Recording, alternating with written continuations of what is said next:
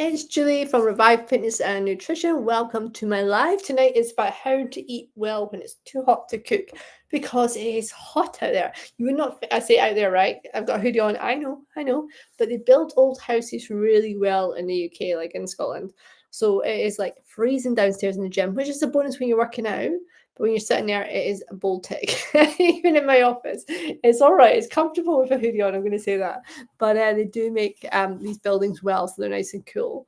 The dog's enjoying that as well, although he's annoyed because I've just woke him up. But yeah, it is hot out there, and your appetite can go. So I want to break down what to have, what sort of things you can eat, and how to tackle fueling your body while it is hot. And on that note, can I just show you this? Because I've got some strawberries. I keep getting caught out at the fruit and veg shop. Closes at midday on a Wednesday, and I keep getting caught out by that. So I end up going to the local co-op and I go, oh, summer, it's hot, get some strawberries. Wait till you see the size of this thing. Now, I know Marks sell like giant ones, but this wasn't a giant one. This was in a normal pack of strawberries. Look at the size of that thing. It's huge. It's like the palm of my hand, right? Massive. Keelby doesn't have any flavour. Shall I try it now? Not bad, but it's very hollow inside. Yeah, it's a bit like Nature's Haribo. A little bit sour. Ooh. Anyway, I'll have more of that after. All right, team. Hashtag replay if you're on the replay. I don't expect a lot of people to join me live because I come on total random time. It's nearly 5:30, but I'm also going live in my free challenge group, my Summer Tone group. We are on day 3. So tonight I'm going live in there about how to navigate eating out, having barbecues, things like that, so you don't miss out on eating out in the summer and enjoying yourself in summertime. But tonight, first of all, I want to cover off this whole piece around not your appetite going down a bit. How do you still fuel your body? You want to eat well, you want to lose weight, and to stop you snacking on, let's face it, the junk food, the crisps, the chocolate, the ice cream. Yes, have an ice cream, but 2 ice creams, 3 ice creams, and ice cream every day. The habit builds, right? The calories go on, and you get to the end of summer, and you're like, so much for my summer body. It's gone completely the opposite way. What on earth is going to happen in winter? We're getting ahead of ourselves. All right, so let's break it down for what's happening now. So when it's warm, you might find that you're just not as hungry. You just don't have the same appetite. I'm going to have some more after that strawberry. That was a bad idea. It's really quite sour. That noise is my dog snoring, by the way. It's not my breathing.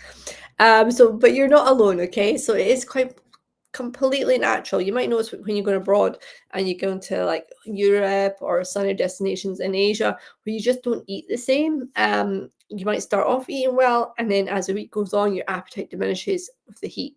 And yes, you're drinking more water tends to be like you're bagging yourself up with water, with fluid, because you need to hydrate. But your tendency is to go for more water, so then obviously you're full of liquid rather than actually protein, fiber, and so forth. But let's get into it. So basically, what happens when it gets hot is that the hot weather naturally lowers your appetite, right?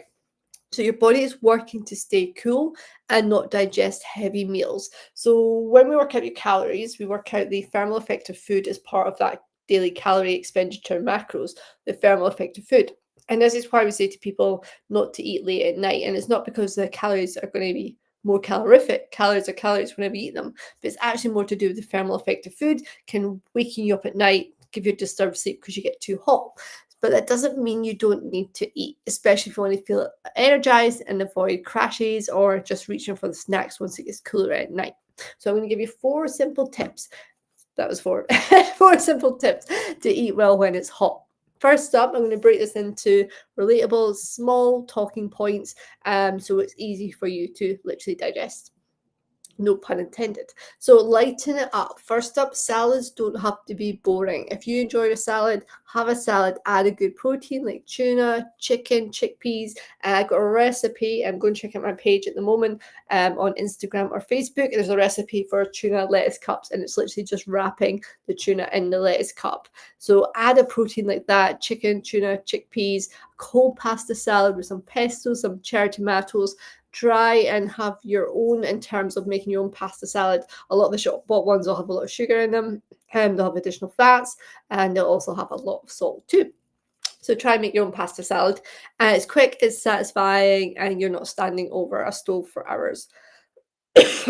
Eating that strawberry was definitely a mistake. Hydrate smartly. So we spoke about hydration, but sometimes when we think we're not hungry, it's actually just because we're dehydrated. So keep a big bottle of water nearby, some cucumber, some mint. It feels a bit different from just having water, a bit of a different taste, and it'll help us hydrate. Eat little and often. So think picnic style grazing, a boiled egg, some hummus, some veg sticks, Greek yogurt with berries. You don't have to commit to a full meal if your body isn't asking for one, okay? So think of it, rather than having a big plate of food, break down your portions.